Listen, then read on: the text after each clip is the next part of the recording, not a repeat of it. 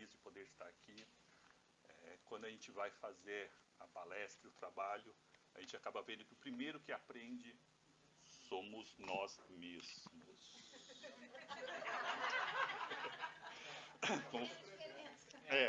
Como falando, o maior espírita dá uma... dá um delay aqui, né? Mas enfim, pessoal, agradeço muito, espero poder estar à altura, deixar a mensagem aqui para todo mundo. O tema de hoje, no caso é o Evangelho do Lar, ele é um pouquinho mais amplo do que isso, eu acabei visando um pouquinho mais na família e também nos filhos. Qual é a importância do Evangelho no lar para a família e nos filhos. Então a gente vai ver a importância que vai ter, enfim, um pouquinho do resumo do Evangelho do Lar e, para completar, para as crianças também. Para começar, eu gostaria de começar com uma historinha. Acho que vai cair aqui. Minha colinha. Para não fugir, né, do que todo mundo, não sou palestrante, é mais um estudo, mas vamos começar com queria contar uma história, né, de uma mãe.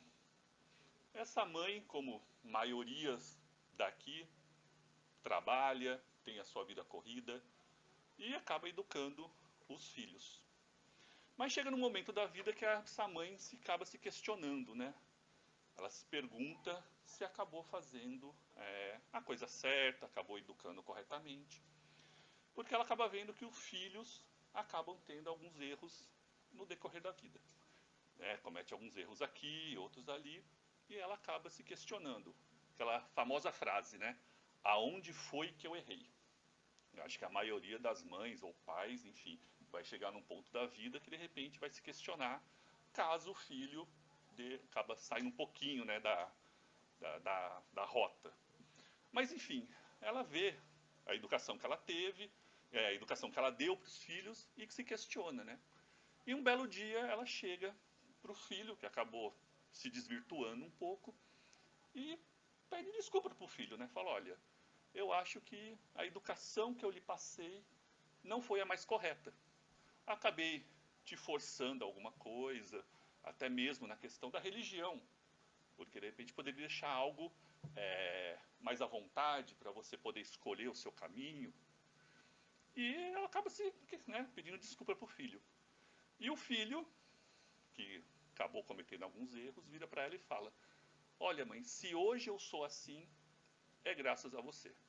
Porque se não fosse a sua educação, se não fosse a sua dedicação, eu seria bem pior do que eu sou hoje. Enfim, talvez vocês possam ter ouvido histórias parecidas com personagens diferentes, mas qual é a mensagem dessa lição? A importância da família e o que é passado de valores na nossa casa. Muito bem, começando aqui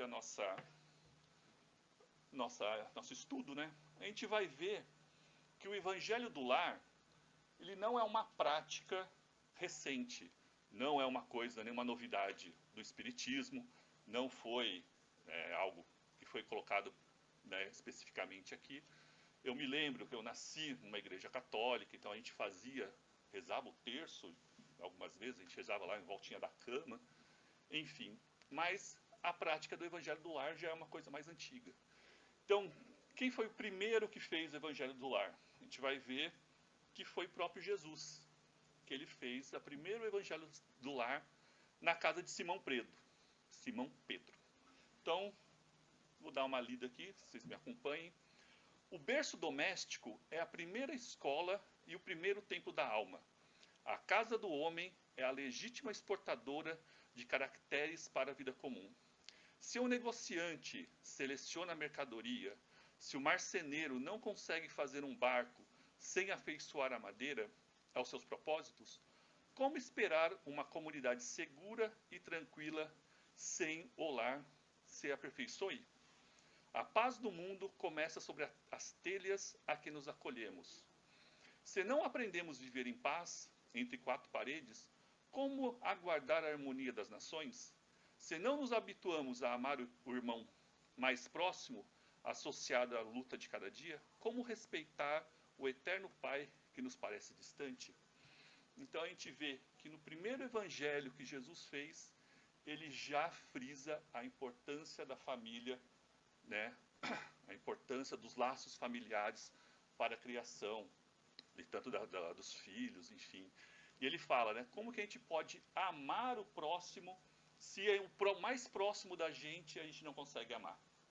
A gente vê, né, se nós temos Jesus como nosso guia, como não trazê-lo para perto da gente? Como não colocá-lo na nossa vida? Então a gente vê que a primeira parte, o primeiro evangelho que foi feito foi frisando exatamente a família. Eu quis trazer essa imagem aqui para de repente a gente refletir um pouquinho, que às vezes a gente quer, sei lá, tem um sonho, vou salvar o mundo, quero fazer caridade, né? A gente vê, tem crianças sofrendo lá na África, mas eu acho que a gente tem que ser igual uma gota. Quando você joga uma pedra no lago, por exemplo, você vê que a onda começa pequenininha e vai se expandindo.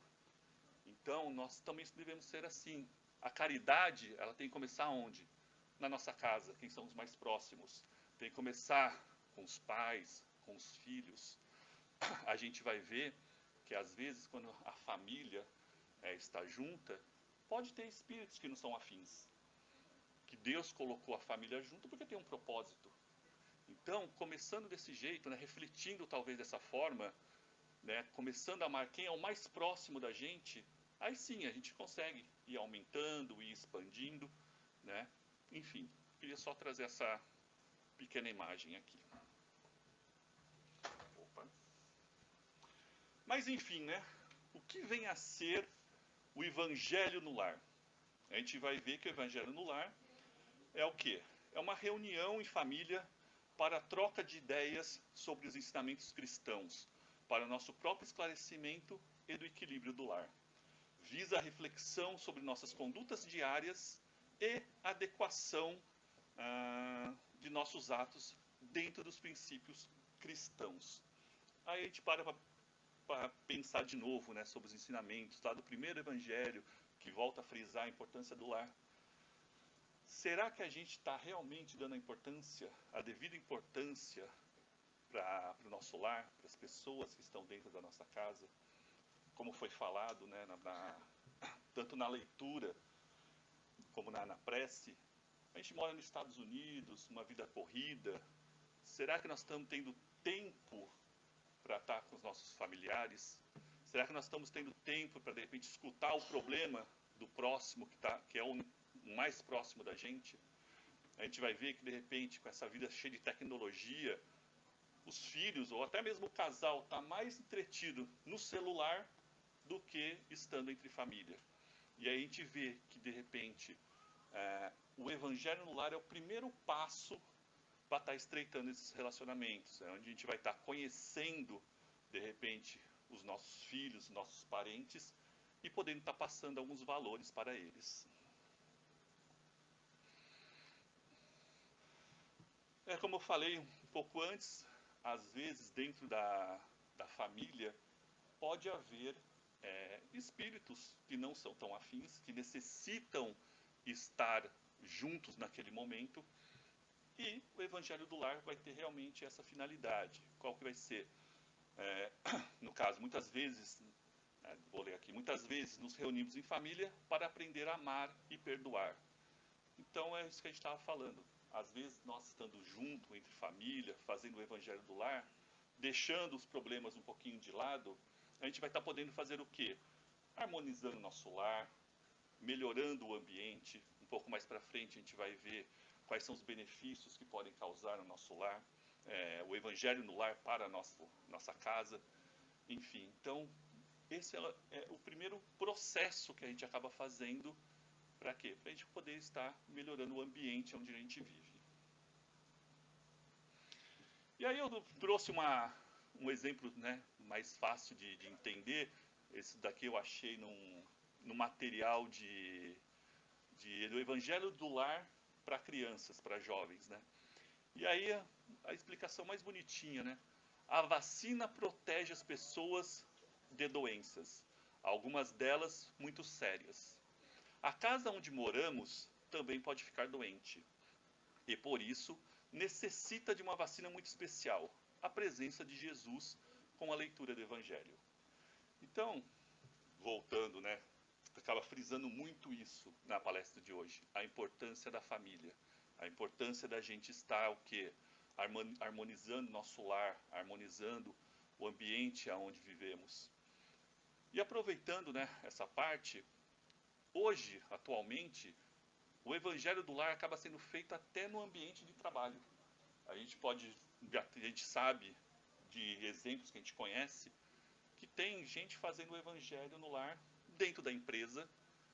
Às vezes a pessoa chega, não necessariamente junto com os funcionários, para não constranger, é claro, cada um tem a sua religião, mas pega um dia da semana, mais cedo, vai lá, faz o evangelho no lar para quê? Da mesma forma que vai vacinar a nossa casa, também vacina o nosso ambiente de trabalho. Também, no caso, tinha até vou até falar do antigo marido da Fabiana, ele tinha um consultório dentista. E ele fazia o evangelho no lar também, no consultório, para também proteger. Então a gente vê que é o quê? Além de proteger nossa casa, vai proteger nosso ambiente, vai nos proteger. E aí a gente vê o quê? O objetivo principal do evangelho no lar é a comunhão familiar à luz dos ensinamentos de Jesus. Então eu acho que está ficando até um pouquinho repetitivo, né? A gente acaba falando muito da família, mas de novo é bom a gente frisar a importância dos laços familiares, a importância da gente estar, como eu falei, às vezes tem espíritos dentro da nossa casa que a gente acaba não se dando bem. Mãe, pai, irmãos principalmente, a gente sabe que acaba tendo algum problema, então o evangelho do lar acaba tendo o quê? Essa finalidade de estreitar os relacionamentos.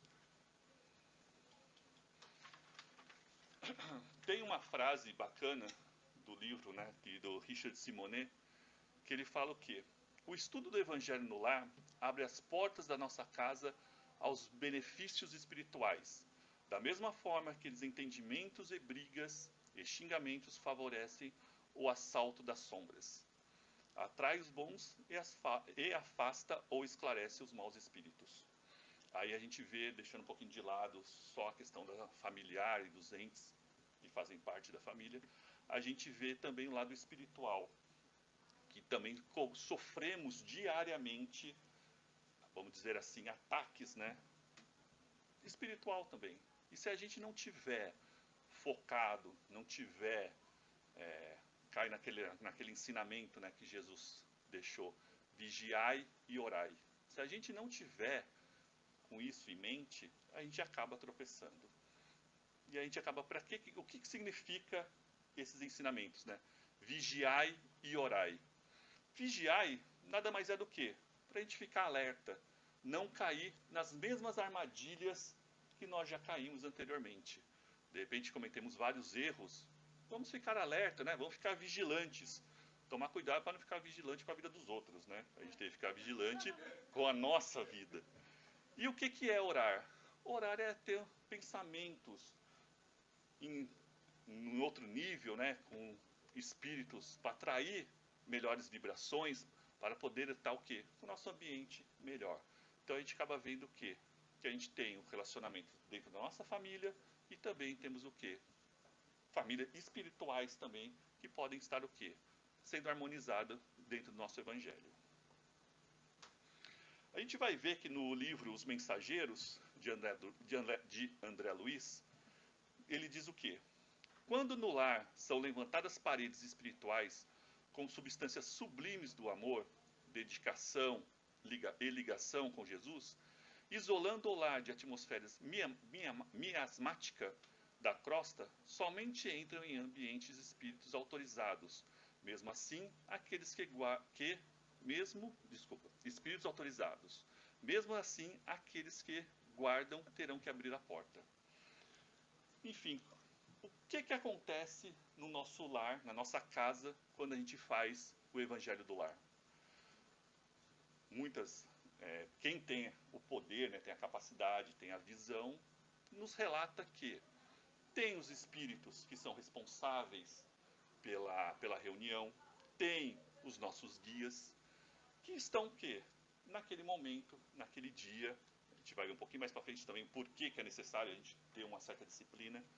Então, naquele dia, naquele horário, o ambiente da casa, ele vai estar o quê? Sendo preparado para a gente estar podendo fazer o Evangelho do Lar.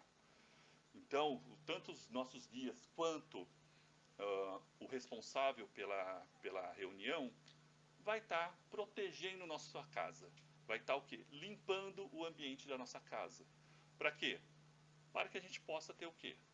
Durante a semana, a casa vai estar, vamos dizer assim, protegida do quê? Dessas influências que a gente acabou de falar aqui. Se a porta estiver fechada, não vai entrar má influências. Mas aí a gente volta no que foi falado anteriormente, do vigiai e orai. Não adianta nada a gente fazer o Evangelho no lar, não adianta nada a gente proteger nossa casa naquele dia, virou as costas, já volta a ter o quê? Aquele clima ruim, acaba tendo aquela discussão, acaba perdendo toda o benefício que a gente fez na nossa casa.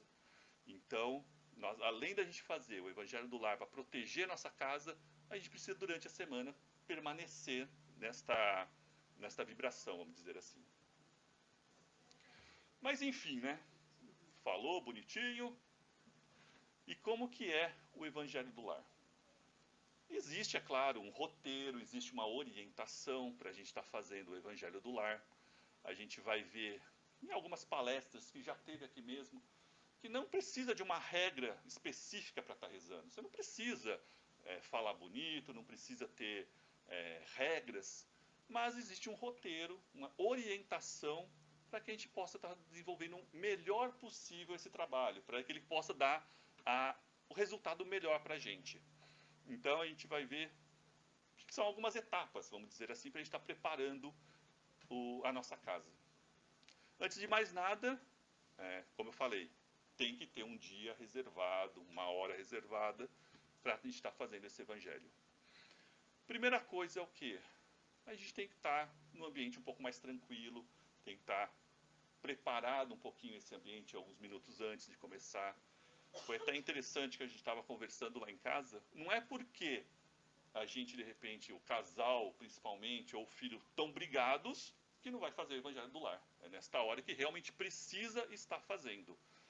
Então, quando se fala de estar harmonizando o ambiente, é dando um tempo, colocar uma música, né, quem puder chegar uns 10 minutos antes para estar podendo fazer o evangelho.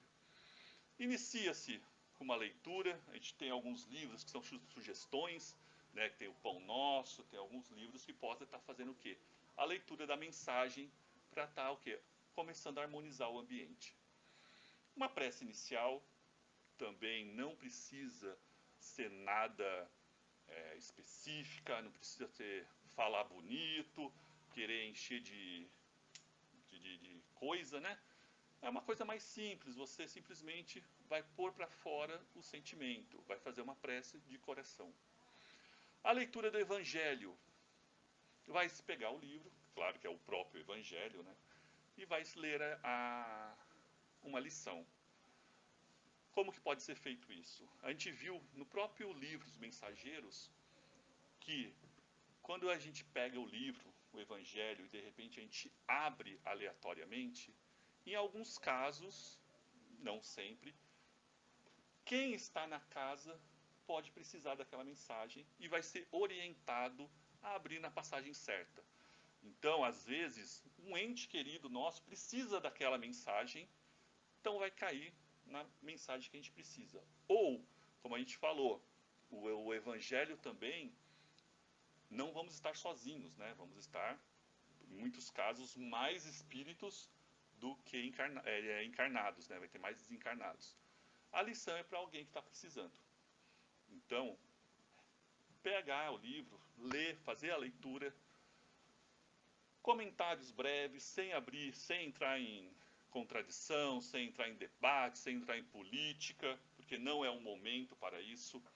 Quando, de repente, familiares, o casal pode estar meio brigado, não é local de repente fazer uma crítica indireta, de repente dar aquela cutucadinha, falar, ó, a lição foi para você, viu? Então, acontece, de repente a lição foi para nós, mas não é o momento de estar falando isso. Comentários, como foi dito, breves, rápidos, para não criar polêmicas.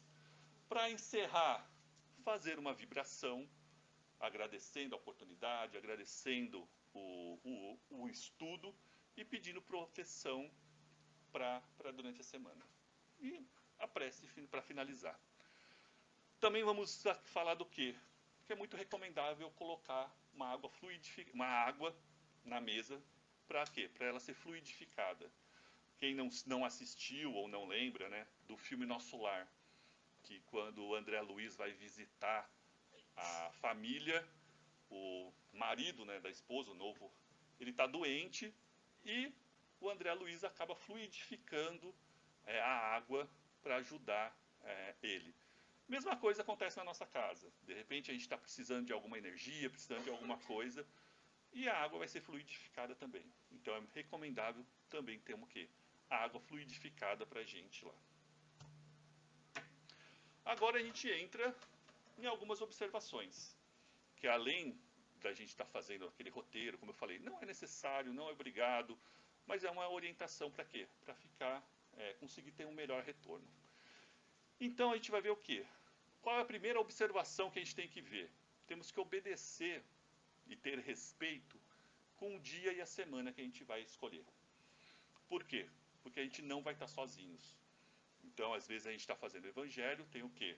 Tem 2 pessoas, ou a gente vai ver até mesmo uma, mas vai ter muito mais espíritos precisando do que a gente. Então, nós temos que ter o quê?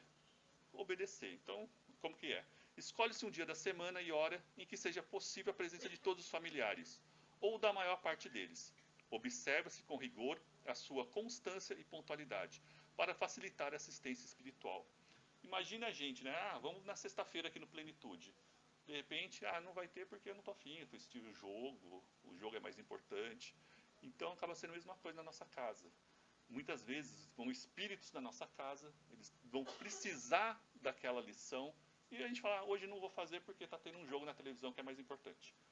Então a gente tem que ter certa responsabilidade em estar fazendo esse evangelho. Uma outra importante, né? É importante que todos que os temas sejam discutidos com a participação de todos, na medida do possível, sem a imposição para evitar constrangimento. Foi o que estava falando agora há pouco, né? Para de repente não ter nenhum tipo de atrito, nenhuma crise, enfim, nenhuma agulhada. Deve-se buscar um ambiente amistoso de respeito. Tentar errado. Deve-se evitar comparações ou comentários que desmereçam pessoas ou religiões. Enfim, o que eu estava falando. Alguns comentários têm que ser o quê? Para nosso dia a dia, sem entrar muito em polêmicas. Em muitos casos, a realização do Evangelho do Lar se torna um ponto de luz, onde espíritos desencarnados vão em busca de ajuda e auxílio. E os espíritos responsáveis pela reunião podem auxiliar esses espíritos. De novo, né? Às vezes estão fazendo o Evangelho, não é só para a gente, não tem só os encarnados lá. Muitos desencarnados vão em busca do entendimento. Então vai ter, como eu falei, os nossos guias, vai ter o responsável pela reunião daquela noite e os espíritos que vão lá em busca de ajuda, de esclarecimento. Em alguns casos o espírito pode estar até perdido, desorientado, ele acaba sendo o quê? Ajudado nesse dia. E aí a gente vê o seguinte, como eu falei, o respeito que a gente tem que ter pelo Evangelho no Lar. Se ninguém na família deseja participar do Evangelho ou você mora sozinho, não há problema em faça o Evangelho só, respeitando também a disciplina do horário, do dia e horário, pois na verdade você estará acompanhado de diversos amigos espirituais e de companheiros que desejam aprender e reconfortar-se com as palavras do Evangelho. Só para nessa roda aqui que eu acho mais interessante, né? Por isso é importante o Evangelho em voz alta. É engraçado, porque assim, sinceramente, eu nunca tinha pensado nisso. de repente, se a gente está sozinho em casa, ninguém está fazendo o evangelho, vou fazer sozinho, vou ler, né, ler uma passagem. E a recomendação é que faça em voz alta. Não precisa ser alto, nada, voz natural. Por quê? Porque tem muitos espíritos que vão estar lá e não têm a capacidade do quê? De captar nossos pensamentos. Então é engraçado, como eu falei, às vezes quando a gente faz um estudo, a gente aprende mais do que outra coisa. Então essa parte eu achei muito bacana, achei muito interessante da gente o quê? Se não puder estar fazendo, pega o dia, pega o horário, lê, porque vai estar o quê? Ajudando também. Uma outra recomendação que a gente acaba vendo, que na nossa casa não é recomendável estar fazendo o quê? Nenhum desenvolvimento mediúnico, nenhum tratamento de desobsessão. Por quê? Porque o ambiente não é preparado para isso. Se vai acontecer algum trabalho, que seja feito aonde? Dentro da casa espírita. Então, pode haver sugestões, pode haver alguma inspiração, mas que fica apenas aonde? Dentro da discussão do tema. Então, é muito recomendável que não faça isso. Mesmo a gente tendo a proteção, mesmo tendo os espíritos que estão lá para nos ajudar, é uma questão do quê? De vibração. Se de repente a gente entra em sintonia com algum espírito que não está lá para nos ajudar, a gente pode ter o quê? Um problema lá de obsessão, enfim, alguma coisa. Então, é recomendável não fazer nenhum tipo de desenvolvimento mediúnico em casa. Simplesmente ler o Evangelho. Também, aí é a questão de rituais, né? Dentro do Evangelho, dentro do Espiritismo, nós não temos nenhum tipo de ritual. Então, questão de velas, flores, toalha branca, enfim, nós não temos nenhum tipo de o quê? Desse tipo de costume. Então, simplesmente prepara a mesa, prepara a água fluidificada, que não precisa de nenhuma, nada disso, né? E aí a gente entra na questão que eu falei, que eu queria trazer um foco um pouquinho maior na questão das crianças.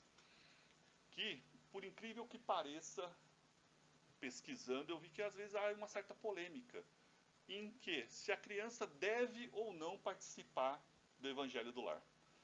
Tem especialistas, estudiosos, até psicólogos, né, que atualmente falam, não, você não pode forçar a criança, deixa a criança escolher, ela, a hora que ela quiser, ela vai e faz, né? E a gente vê que não, que realmente é importante a gente estar fazendo e colocando a criança. É o mesmo exemplo que foi dado. É a mesma coisa, um pai, você força de certa maneira a criança a ir na escola. Por quê? Porque sabe que intelectualmente isso vai ser bom para a criança. Mesma coisa na questão do evangelho, ou aqui trazer no centro, enfim. Também é super importante estar o quê? Incentivando a participação da criança. Porque dessa forma vai estar o quê? Como levando na escola vai estar do lado intelectual, fazendo o evangelho vai estar o quê? Do lado moral da criança. Eu queria trazer também, antes da gente falar aqui um pouquinho, sobre um estudo que foi feito. E para isso, precisaria entrar um pouquinho sobre a questão de reencarnação, como é o processo de reencarnação. A gente vai ver que para um espírito reencarnar, precisa passar por alguns processos.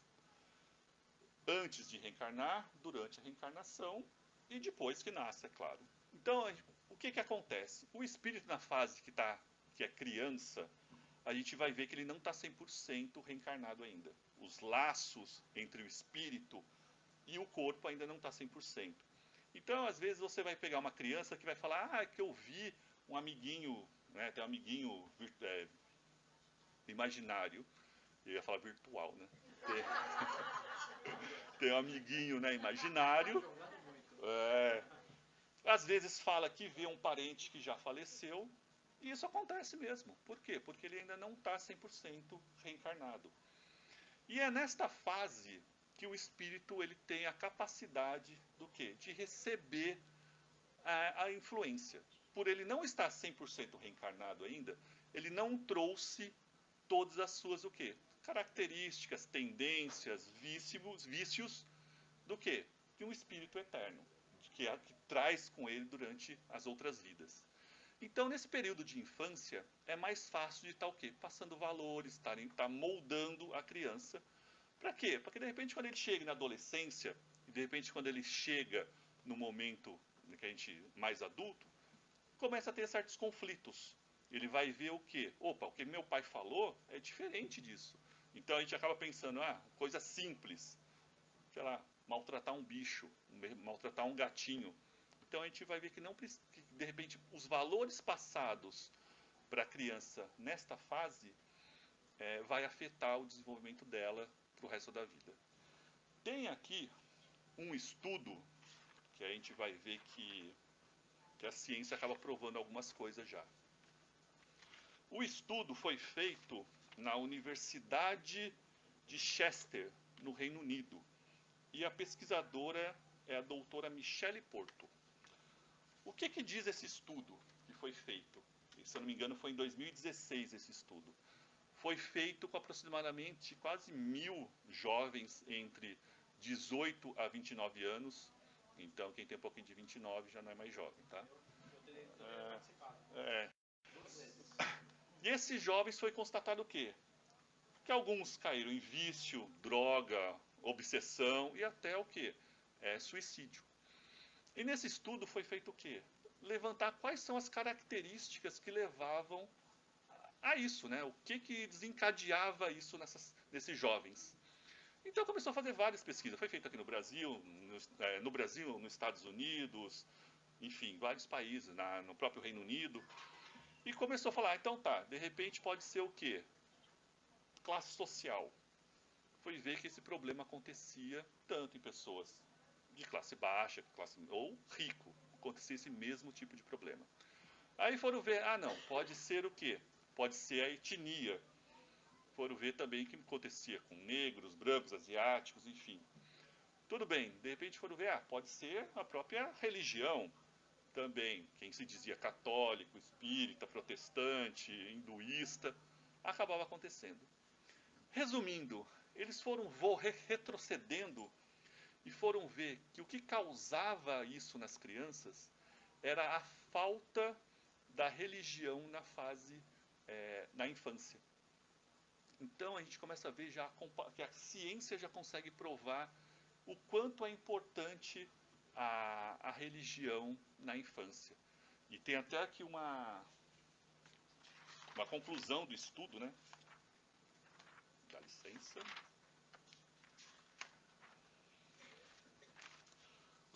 Os pesquisadores concluíram que uma infância religiosa contribui para que o futuro do jovem não tenha comportamento de risco e acrescentam que a religiosidade pode ser especialmente protetora durante o período de transição da adolescência à fase adulta. Então, voltando. E aí a gente vê que realmente a ciência acaba provando que o espiritismo já acaba falando que na fase quando o espírito está ainda na infância, é mais fácil estar o quê? Passando valores, passando a questão moral, porque quando ele chegar na fase que já é crítica mesmo, da famosa aborrecência, ele vai ter esses conflitos, ele vai estar o quê? Questionando as tendências que ele traz de espírito com os valores que foram passados quando os pais passaram esses valores para eles. Então é muito importante a questão da religiosidade e tudo começa onde? Voltando lá no comecinho e de repente vocês se questionaram, né? Por que ele contou aquela historinha, né? É só para encher linguiça. Não. A questão da história é exatamente isso, para frisar a importância da família, os valores. A mãe virou para o filho e questionou se a educação que ela tinha passado para ele realmente tinha sido a correta. E ele, num momento, como disse o Geraldo, num momento de lucidez, ataque de lucidez, ele realmente agradeceu a mãe. Por quê? Porque ele sabia, se não fosse os valores passados dentro de casa, ele teria sido o quê? Muito pior. E ele retrata, né? Fala aqui, quantas vezes eu tive vontade de matar mas lembrando do que o André Luiz passou lá no umbral, eu acabei não fazendo. E tem uma mensagem, aqui no caso, né, o Evangelho no Lar, na verdade, uma escola de Jesus. em que se aprende a amar o próximo como a nós mesmos, para amar a Deus sobre todas as coisas. Tem uma mensagem aqui de Joana de Ângeles sobre o Evangelho do Lar, eu gostaria de ler também. Dedica uma das 7 noites da semana ao culto no Evangelho, a fim de que Jesus possa pernoitar em tua casa. Prepara a mesa, coloca água pura, abre o Evangelho, distende a mensagem de fé, enlaça a família e ora. Jesus virá em visita. Quando o lar se converte em santuário, o crime se recolhe ao museu. Quando a família ora, Jesus se demora em casa. Quando os corações se unem nos liames da fé, o equilíbrio oferta bênçãos de consolação e a saúde derrama vinho de paz para todos. Jesus no lar é vida para o lar. Não aguardes que o mundo te leve à certeza do bem invariável. Distende da tua casa cristã a luz do Evangelho para o mundo atormentado. Quando uma família ora em casa, reunida nas blandiáceas do Evangelho, toda a rua recebe o benefício da comunhão com o alto. Se alguém num edifício de apartamento alça aos céus a prece da comunhão em família, todo o edifício se beneficia. Qual lâmpada ignorada acesa na ventania? Não te afastes da linha direcional do Evangelho entre os teus familiares. Continua orando, fiel, estudando com seus filhos e com aqueles a quem amas as diretrizes do Mestre. E, quando possível, derrame os problemas que te afligem à luz clara da mensagem da Boa Nova. E examina as dificuldades que te perturbam ante a inspiração consoladora do Cristo. Essa é a mensagem de Joana de Ângeles. Eu agradeço a todos, agradeço a oportunidade, agradeço pela chance de estar aqui. Como eu falei, quem acaba aprendendo primeiro somos nós. Então a gente estava conversando lá em casa que algumas coisas que a gente acaba estudando, a gente já começa a mudar lá em casa. A questão até mesmo de como está fazendo o Evangelho. Então a gente acaba aprendendo. Agradeço a todos, muito obrigado.